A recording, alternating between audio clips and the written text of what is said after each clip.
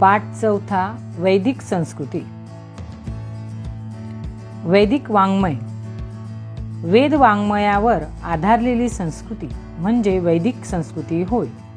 वेद हे आपले सर्वाधिक प्राचीन साहित्य मानले जाते. वेदांची निर्मिती अनेक ऋषींनी केली.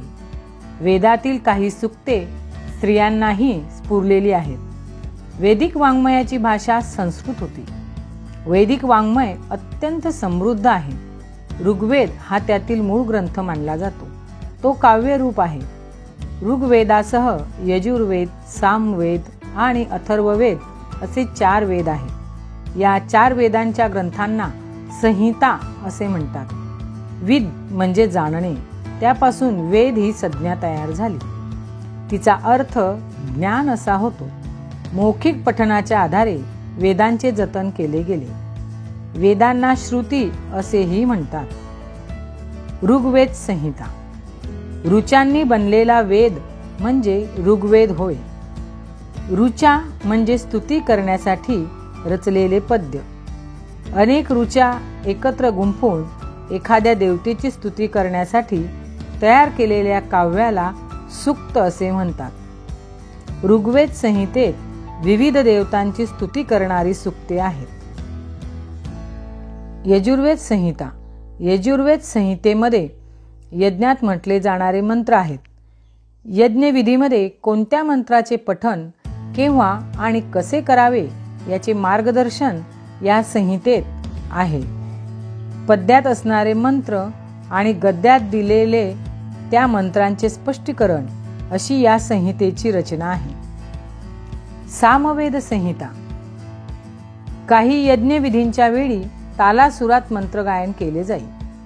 ते गायन कसे करावे याचे मार्गदर्शन सामवेद संहितेत केलेले आहे. भारतीय संगीताच्या निर्मितीमध्ये सामवेदाचा मोठा वाटा आहे. अथर्ववेद संहिता. अथर्ववेदाच्या संहितेला अथर्व ऋषीचे नाव देण्यात आले आहे. अथर्ववेदात दैनंदिन जीवनातील अनेक गोष्टींना महत्त्व दिलेले आढळते. आयुष्यात येणाऱ्या संकटांवर, दुखण्यांवर काय उपाय करावे असे त्यात सांगितलेले आहे. तसेच अनेक औषधी वनस्पतींची माहितीही त्यात दिलेली आहे. राजाने राज्य कसे करावे याचे मार्गदर्शनही त्यात केलेले आहे. संहितांच्या रचनेनंतर ब्राह्मण ग्रंथ, आरण्यके, उपनिषदे यांची रचना केली गेली. त्यांचाही समावेश वेद वाङ्मयात केला जातो.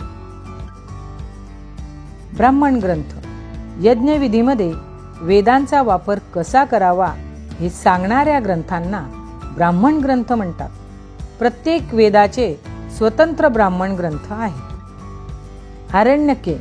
अरण्यात जाऊन एकाग्र चित्ताने केलेले चिंतन आरण्यक ग्रंथामध्ये मांडलेले आहे.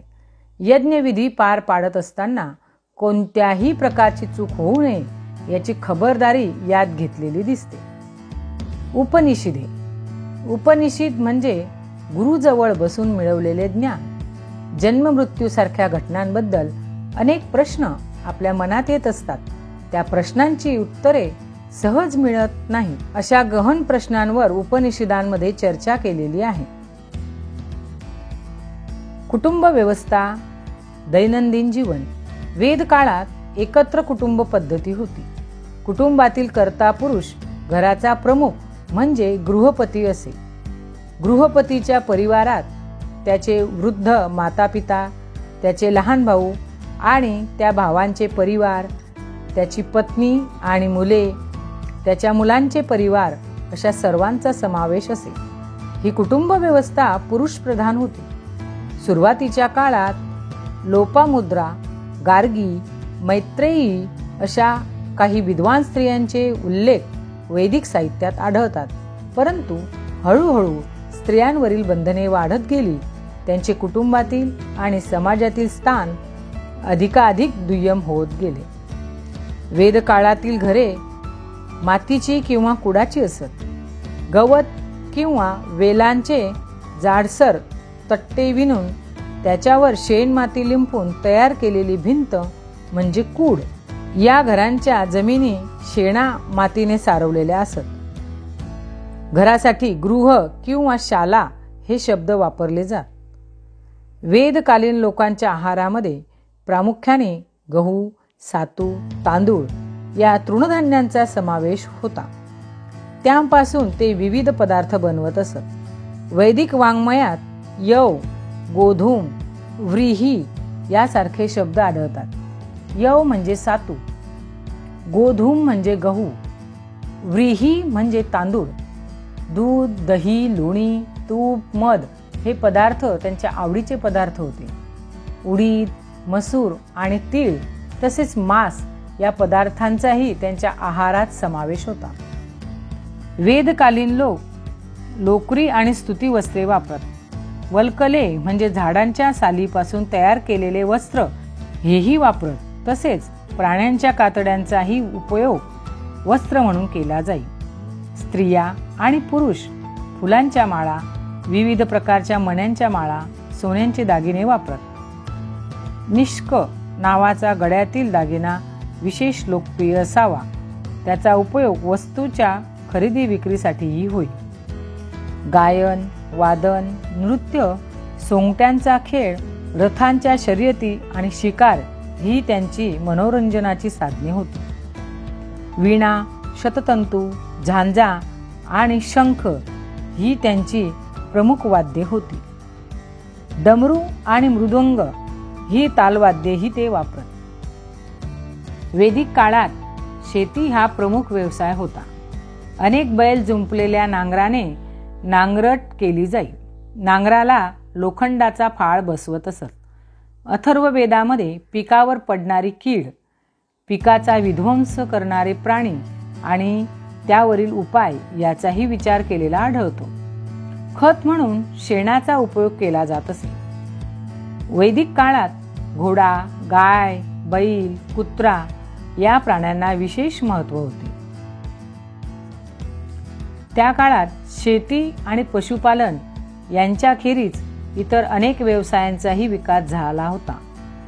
व्यावसायिक, कारागीर समाजव्यवस्थेचे महत्त्वाचे घटक होते. श्रेणी या नावाने ओळखले जाणारे त्यांचे स्वतंत्र संघ होते. अशा श्रेणींच्या प्रमुखाला श्रेष्ठी म्हणत असत.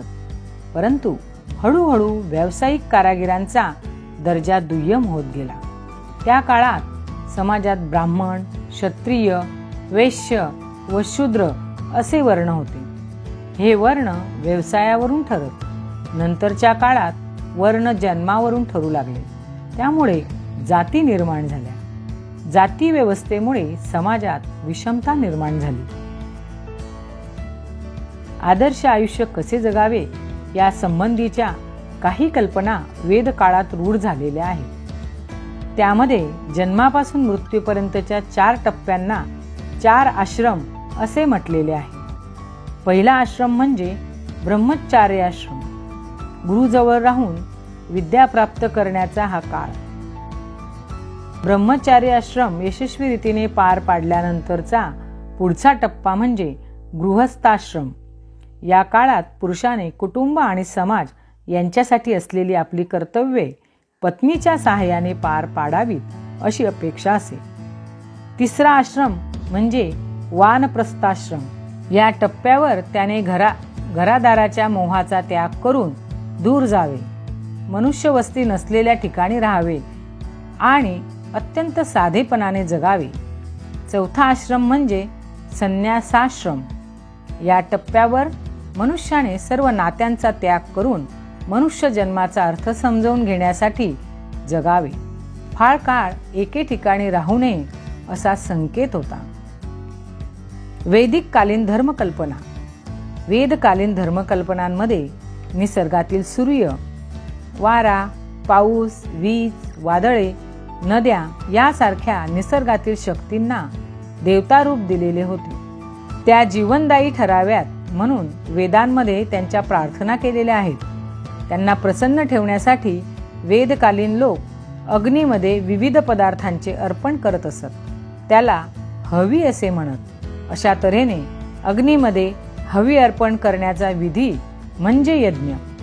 सुरुवातीला यज्ञविधींचे स्वरूप साधे होते. पुढे त्यांचे नियम अधिकाधिक कठीण होत गेले. ते कठीण यज्ञविधी पार पाडणाऱ्या पुरोहितांचे महत्त्व त्यामुळे वाढत गेले। वेदकालीन लोकांनी सृष्टीचे व्यवहार कसे चालतात याचाही विचार केलेला होता। उन्हाळ्यानंतर पावसाळा येतो, पावसाळ्यानंतर हिवाळा असे नियमित असणारे सृष्टीचक्र आहे। सृष्टीचक्र आणि त्याच्या गतीने फिरणारे जीवनचक्र याला वेदकालीन लोकांनी ऋत असे नाव दिले। प्राणीमात्रांचे जीवन हाही सृष्टीचक्राचाच एक भाग आहे। सृष्टीचक्रात बिघाड झाल्यावर संकटे येतात, तसे होऊ नये म्हणून प्रत्येकाने काळजी घ्यायला हवी। कोणीही सृष्टीचे नियम मोडू नयेत असे वागणे म्हणजे धर्माप्रमाणे वागणे असे समजले जाईल। वैदिक काळातील शासन व्यवस्था। वेद काळात प्रत्येक ग्रामवसाहतीचा एक प्रमुख असे, त्याला ग्रामणी असे म्हणत। अनेक ग्रामवसाहतींचा समूह म्हणजे विश, त्यांच्या प्रमुखाला विशपती असे म्हणत। अनेक विशपती मिळून जन तयार होत असत। पुढे जन जेव्हा एखाद्या विशिष्ट प्रदेशात स्थिरावले तेव्हा त्या प्रदेशाला जनपद म्हटले गेले। जनच्या प्रमुखाला नृप किंवा राजा म्हटले जाईल।